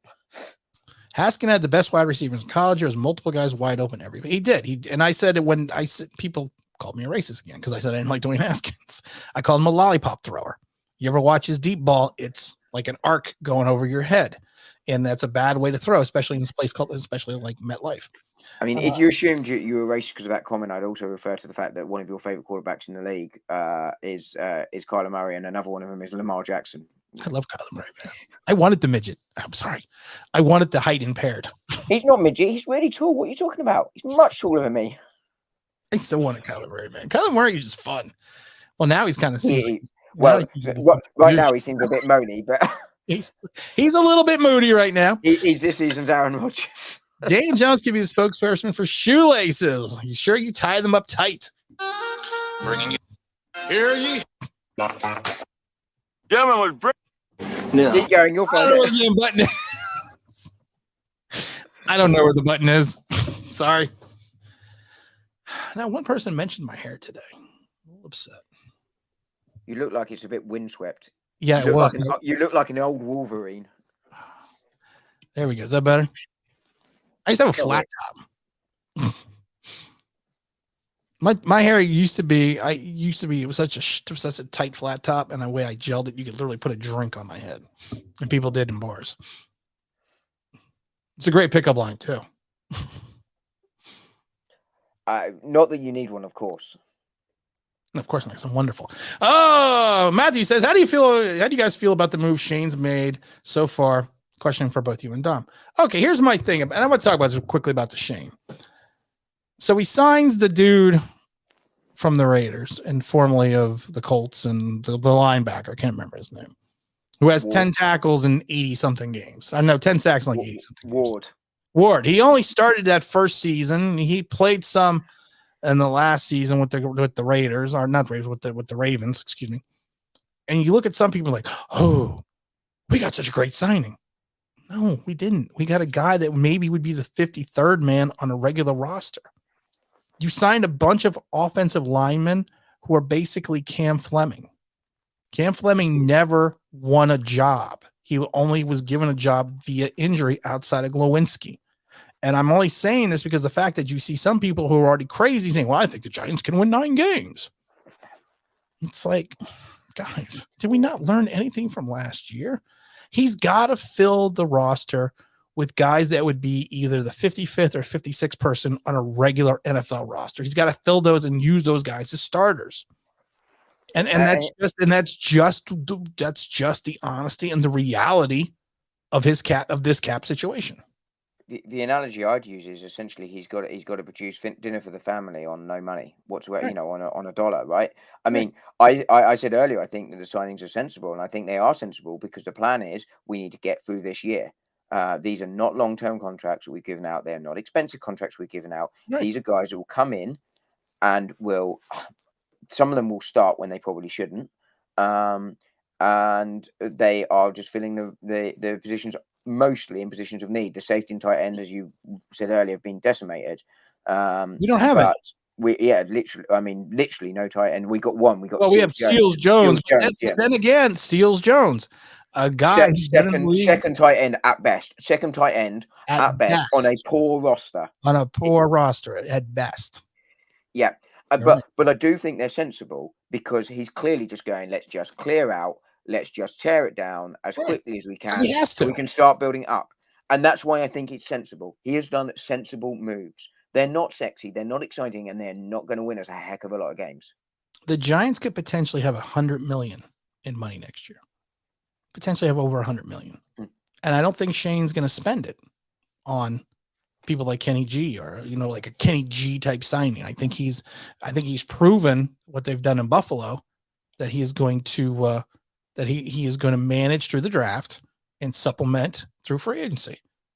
Jeffrey says a bunch of Cam Flemings and Patrick O'Mamis. That's what they are. Sam asked the question, what does it mean to say a quarterback is gun shy? He doesn't like handguns. You show him a handgun, he goes, Don't show me that. That's what that means. That means he doesn't want to throw. He's afraid something bad's going to happen if he throws. Yeah, And a lot of check it down or throw it away rather than risk getting having a turnover. Agree. Drafting Willis now buys it does. Drafting Willis buys him extra time. That there's no doubt about that. When will the Giants realistically be good again? I've said it before. 2025 is what I'm thinking. They'll be good, competitive. Because you're not going to build. And people are like, well, he built the line through the draft. He built it through multiple drafts. Yeah, you don't do it in one draft, right? Can't. It's why you don't go out and get four linemen in the draft. Like Dom's ruining the likes on the stream. Yeah, he is. Is there any way we could just turn off his screen? Sure, not a problem. Anyone want to be a co-host? Yeah, like more people. You have to like more. Because it does something with the analytics. Oh, Dom. Dom. Do you have your phone? Yep. Could you go to the online Big Blue app and see if we're live streaming? Yep. Let me turn it on. Dom's going to turn on his phone because if you don't know, you can go to the Google Play Store and get the online Big Blue beta app. The push notifications need to be set on your phone for them to go through when videos come through. I don't know if Dom has done that. And this is the beta app. This is the first version of the app. So there's already 3 of the versions, which we need to launch, but we were just launching pieces by piece. And I'm just curious to see if the live stream does come on the beta app like it's supposed to. I'll let you know in a sec. Well, I'll just sit here and wait for Dom. It's like me Googling all over again. We need to get at least to 60 likes. We're at 54. That's not too bad. It's terrible. I had over 200 with Bad Dog. I hate to tell you this. I ain't Bad Dog. he's a heck of a lot better as a guest than me. I had 164 the other day. Oh, you weren't on that one either. Yeah, I know. But 54 for me is like we're getting into world record territory. Personal best. Oh my God. Oh my goodness. What does it say here? Mazinga says Dom said building up. That's what she said. That's what she said. Oh, what do we see here? What does Jeffrey have to say here? Malik will grow into a nice player, nice skill set, God-given ability, and solid character. I'm not saying Malik's going to come into work, set the league on fire. I think he needs at least a year. I think Trey Lance of his draft, right? Yeah, I think he's got more of an upside than Trey Lance. I really do. And I wasn't a big fan of Trey Lance, to be honest. But Trey Lance played. What the hell was that? That when I open your app, for some reason that comes up. Oh my God. OPB app brought to you by Poppycockers and powered by Wonka. Go download the app. You're supposed to get notifications. You can watch the videos. You can look at the podcast. We have it connected also to the Twitter. We're also going to have it connected where I can send out personal messages to those that have the app. And we're also trying to work on a chat feature that if you want to get in touch with me, instead of emailing, you can actually message me through the app. I know. It's really cool. I haven't got this live at the moment. No. Hold it up to the screen so we can see. Oh, hang on. I just came off it. Just go. Hang on. So that was your last video, which was your Malik Willis Pro Day. Yeah, that was that's a good looking video. What does the front page of the app look like? What does the homepage look like? Oh, it does have all 3 icons. Which app? Did you get the second version of the app? Did I already launch the second version of the app? I downloaded the one you sent me via link and said, "Can you download this one and see if it works?" I'm very technically savvy. What does Twitter look like? I'm literally just putting it up. You got some slow ass internet. I know.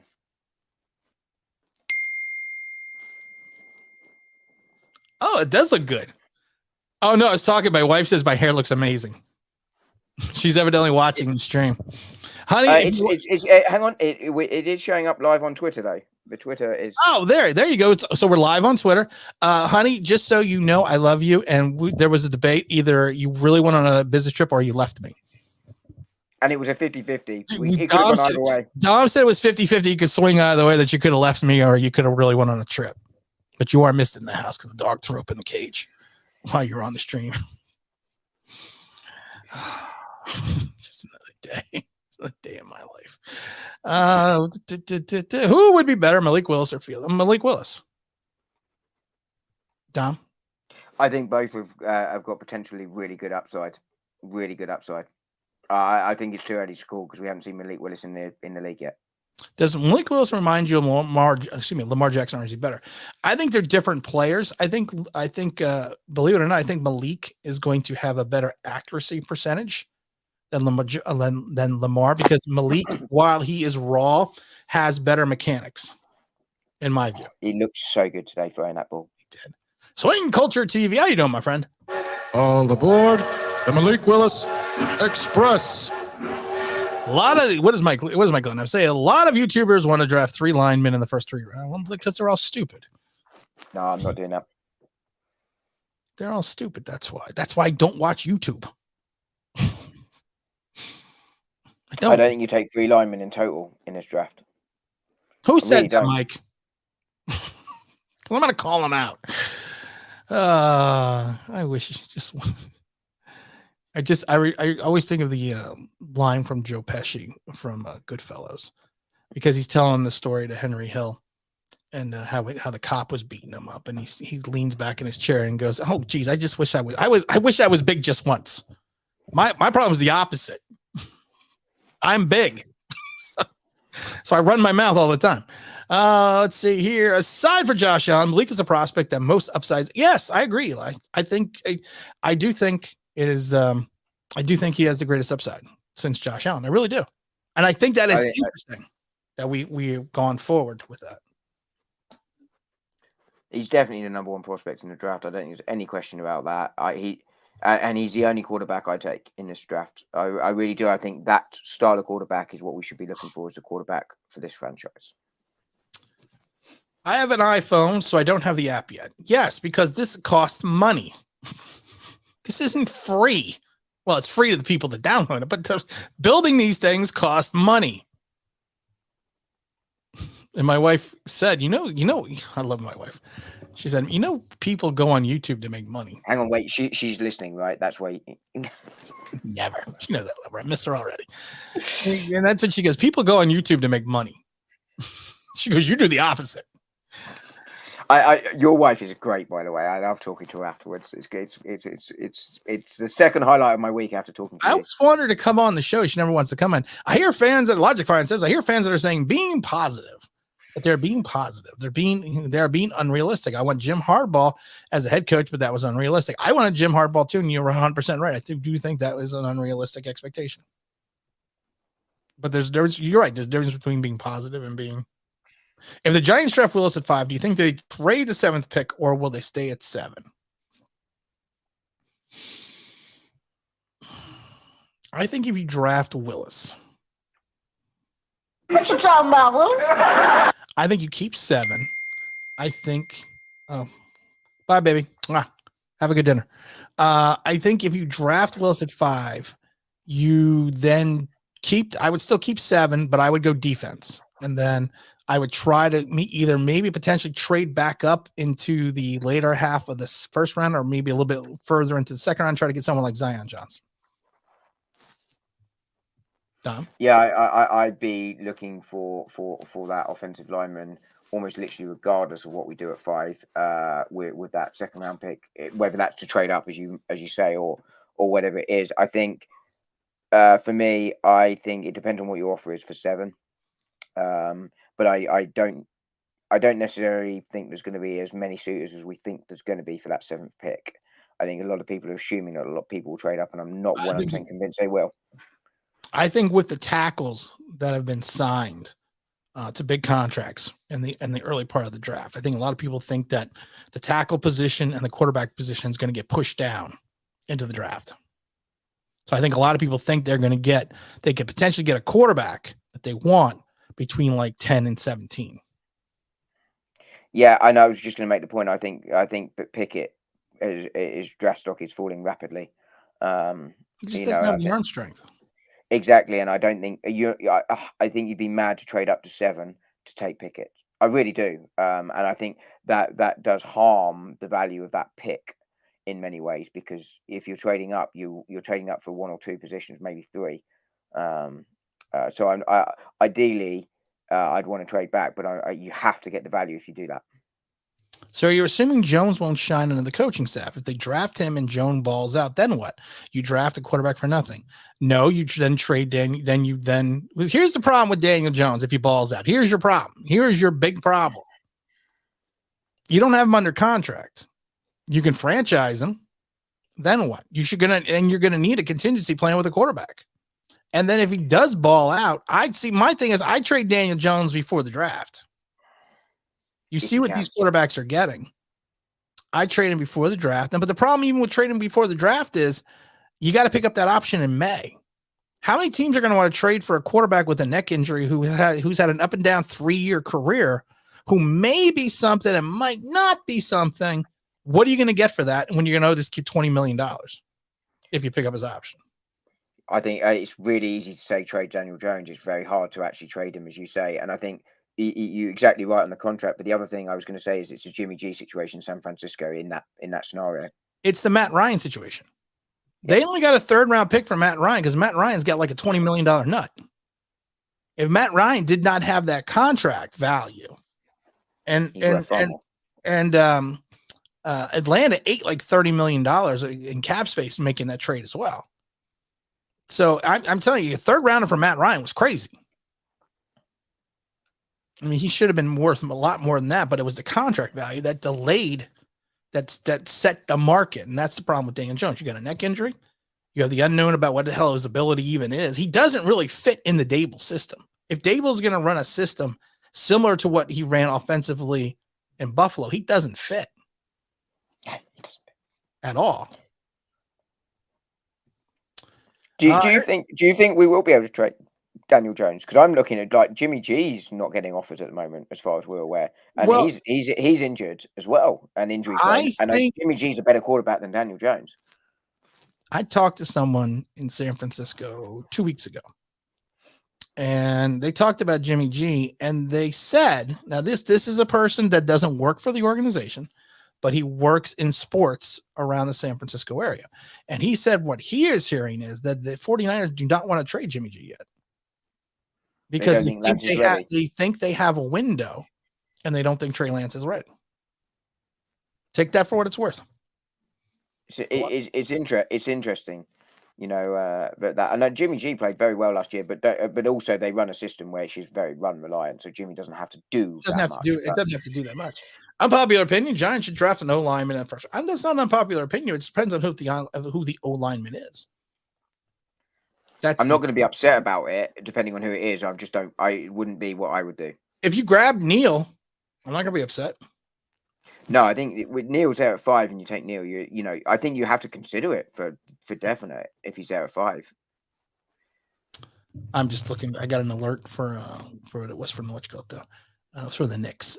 Jeffrey Avery wants to trade him for have a bag of Skittles. I don't even like Skittles. I don't like Skittles either. And Giants need a new quarterback already. CJ and Bryce isn't hitting me like Malik. I've said this before about CJ Stroud and Bryce Young. You don't know what next year is going to happen. You don't know if either one of them or both of them get injured. You don't know if either one of them has a bad season. You got one guy who plays with all-world talent and in some ways NFL caliber talent. You got to look out for those Ohio State guys. The thing is, and we talked about this like a few weeks ago, you don't know where you're picking either, so you don't know if you'll be picking that high. I suspect that we will be picking high next year. I really do. I don't think we're going to be all that. I think we'll be top 5 pick again next year. But trade DJ to Cleveland for anyone. Here's the funny thing about Cleveland. I want to talk about for half a second. There's talk that Deshaun Watson could be suspended the entire year. They may not, and the way they set up his contract, he's getting like no money in year 1. And is getting all of his money year 2, which is very smart. They may need to keep Baker Mayfield. Yeah, they could do. They need to repair some bridges there. Yeah, and if I was Baker Mayfield, they don't want him in the building. I would show up every day. Yeah, I would too. If you're Baker Mayfield, you now need. And he played that really smart game. I mentioned it quickly last week. He played that game with that.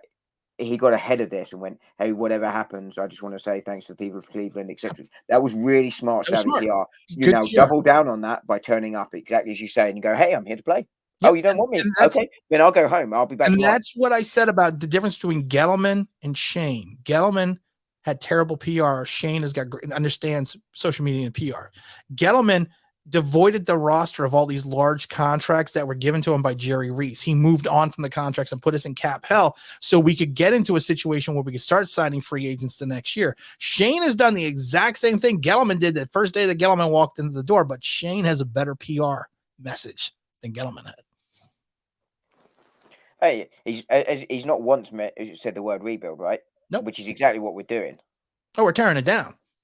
We're tearing it down. Jones isn't going to unlock some hidden talent. He might. Maybe he's good at like crocheting or something. I don't know. That wasn't there 3+ years ago. He could be okay. He's just going to come from Dave Brown to Peyton Manning. Yeah, I agree. He's not going to go from Dave Brown to Peyton Manning in one season. No.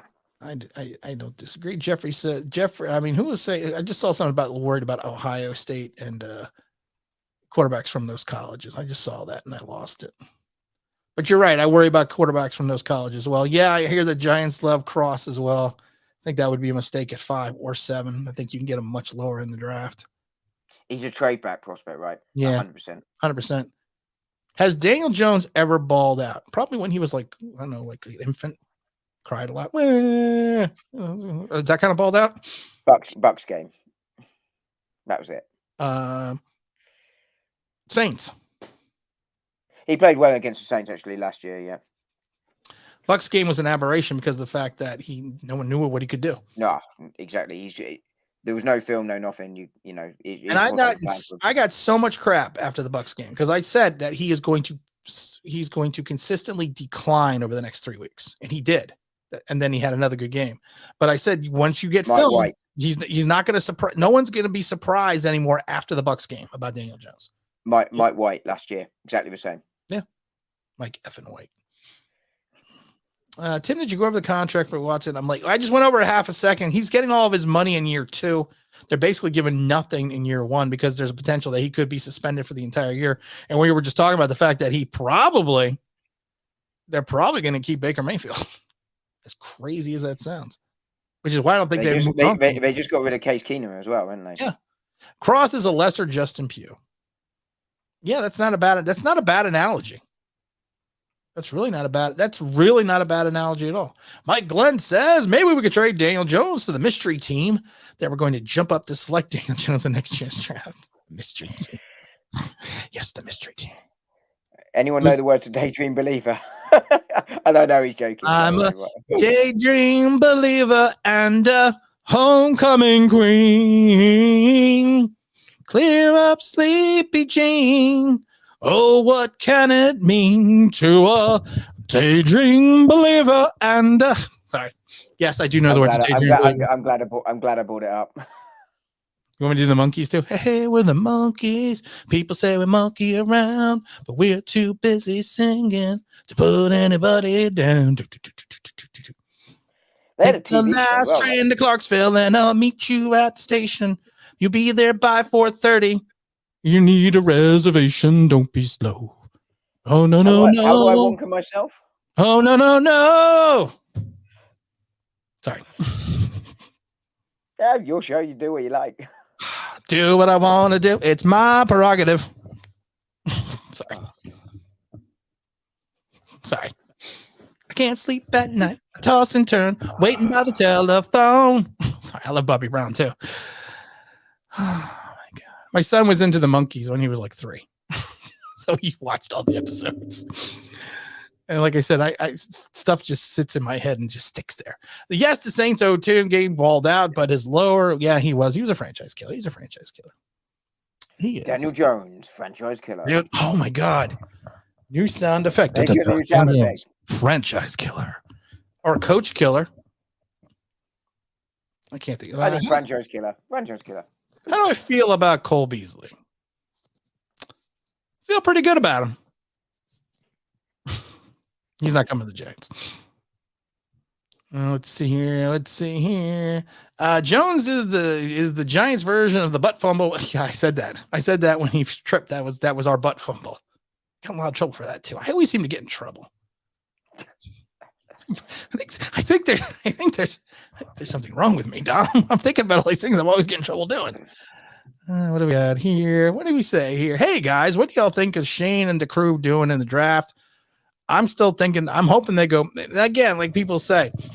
I want Malik Willis. I'm not saying the Giants are getting him. I want Malik Willis. I don't know what the Giants are going to do in the draft. There's so many things they could do, but a lot of what they would do, I wouldn't get upset about. There are one or two picks I would get upset about, though. This is Mark Thompson. It's funny. Howdy, Tim. So what's wrong with Cross? He's the only left tackle that doesn't have enough strength to play strength. Can't run block. All the above. Yeah, that's the thing. He's perfect. He is a technically proficient, probably the best in the draft at pass blocking. Technically, he's probably the best pass blocker in the entire draft. But the problem is he can't run block. He can't run block, and he doesn't have the strength. But beyond that, that's who I want to be my right tackle. And the right tackle is becoming increasingly important as well. Yes. We took a 0 prospect out of Duke and at 6, and 3 years later, I still can't believe it. Yeah, it's 3 years later. This is Daniel Jones' 4th year, and we still have no clue what he is. And there's still this unwavering belief with some people that he is going to be the quarterback messiah. No, he's not. No. Nope. He's not. And that's it. We don't know what we got with Daniel Jones in terms of what is he really good at. We haven't seen it consistently. He doesn't pass the eye test. He doesn't pass the stats test. No, he doesn't. I'm putting my knee brace back on. And he might not pass the neck test. You know, I wasn't joking, but I know, but it was still funny. David Lopez is out. Little Sammy Sosa. There you go, David. Have a good night. I'm gonna have to leave here early, anyways. I gotta take my son out to dinner. Where are you going? You don't take me out for dinner because I don't like you. That and I'm a long way away. That and the fact that I'm legally obligated to feed him. I'm off to Luton. We're going to a bar. Shocking. It's a bar restaurant, and it's like 2 miles from down the house. And we like going there. We hang out. He likes they have these buffalo chicken wings, and he likes the chocolate cake they have there. So I'm going to take him there. I got to walk the dogs. We're going to run them out, get him some food. Because like I said, Mrs. Online, Big Blue's not here. So you can, if she actually gave him a healthy dinner. I'm going to have a couple drinks too. That's why I love it, because it's like literally like a mile from the house, if even that. DJ shouldn't have been drafted. DJ shouldn't have been drafted. I've done that. He shouldn't have been drafted. He's a second rounder at best. I agree. Second rounder at best. You literally can't walk to this bar. I mean, it's not a bar, it's a restaurant. I call it a bar, but you literally can walk from our house. It's like if Dom is seeing pictures. If you go, you could walk across the field, and it's on the other side of the field. There's a 1-lane highway, and you go across that field, and it's right there in the corner. I can picture it already. We might walk. It is a nice night. It's a good idea, Dom. Father something in my Malik Willis jersey. Then you can have a few more beers. No, I only have one. I got a which one? Zach, that's right. I hate soccer. Which guys run around in shorts? That's not a sport. It's called a bunch of guys running around in shorts. It's far more manly to run around in lycra trousers. That would be better. I would think that would be good. I think Jason Garrett ruined Daniel Jones, the system. I feel Jones could have been a top quarterback and played Sherman. No, Sherman was a one-read quarterback. He made him a one-read quarterback because that's what he is. If anything, I think we figured out that the problem wasn't Jason Garrett. Jason Garrett, scapegoat. I took those sound effects off. If you look at what did improve under Daniel Jones, and there wasn't a lot, but he reduced the fumbles, and that's because Garrett ran a system to protect Jones and make it conservative, and that's where you saw the only improvements you saw in Jones came because of that system. What it did do was close the playbook down, and that's exactly what he did. They limited the playbook, and I still think that was an edict from Joe Judge to Jason Garrett to say, "Listen, limit the playbook because we don't want to have the turnovers." Yeah, and it's also why Golladay doesn't get him. Not the only reason, but Golladay wasn't, targeted overly because he was the 50-50 ball, and we weren't prepared to make those throws.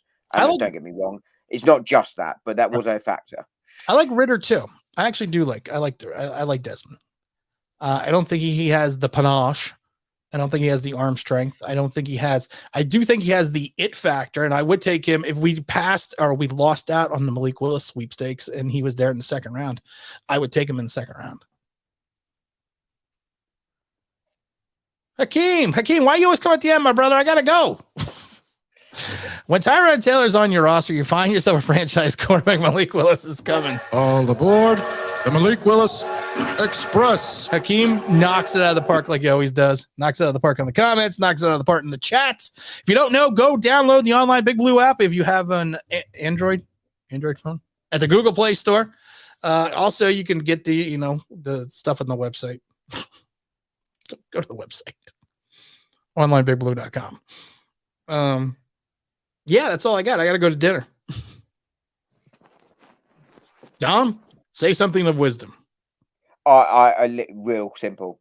If you didn't watch Malik Willis's Pro Day, go and watch Malik Willis's Pro Day. It was sensational. It was good. It was not bad. It did not suck. What did you like best about it, I'm just telling it. Some of those deep throws, man. Some of those deep throws were just 65 yards. I know there was no lineman. I know, et cetera. I know it's a clear vision, but they were bang to hands, 65 yards, effortless throws. I mean, just wow. Were they mental? They were mental, chicken oriental. Bye from Barbados, my friend. Have yourself a good evening. At this point, I'm more jealous of Mark Thompson than I am of the. So am I. I'm actually a little jealous of Mark too right now. Mark, we're jealous of you. You made us jealous. That and Greg from Sweden. Where's Greg? I'd like to go to Sweden. It's expensive, but nice. I heard they have good cocoa. Really? Or is that Swiss? That would be the Swiss. Mr. Velocity. I like that name. Mr. Velocity, aka Malik Willis. All right, guys, we're going to log out of here early today. I know we normally go till 6. That's what she said. But I got to take my son to dinner. Dom is late his time, and I also got to walk the dogs because one of them already threw up in the cage. It's not a cage. It's his house. He's crate trained. So we're going to go do that, Dom. We're going to do the big stream again. Not big stream. We're going to do our whatever day. Stream on. Just don't mind me, people. I'm putting knee braces on. This is what happens when you play football and you get old. Things fall off. That's what she said. Oh, my God. He's a great usher at quarterback. Tyra's a great usher. My way. Sorry, I was going to start singing Usher. But I think everyone's had enough singing. LJ's out of the house. Kareem says, see you later as well. El Gigante, Jeffrey Abbott, Logic's finest. Who else is in the room? Mark Thompson, Giants 34, Zach, Logic's finest again. Mark Thompson. We got everyone in here today. It was a great show, Dom. It was a great stream. Appreciate everyone. And you know what? We're going to see you next week. I'll see you guys on Sunday with the big stream. Maybe Ron Juan's in here as well. Can you imagine having an offensive line full of rookies and facing the front like the Rams? Car crash. It would be a car crash. It would be 100% right. But you know what? We can't talk about sports anymore because I got to feed my kid. We are out of here, guys. See you on Sunday. Look out for the new video tomorrow. I don't know what it's going to be on yet because I haven't recorded it yet. And God bless Malik Willis. Peace.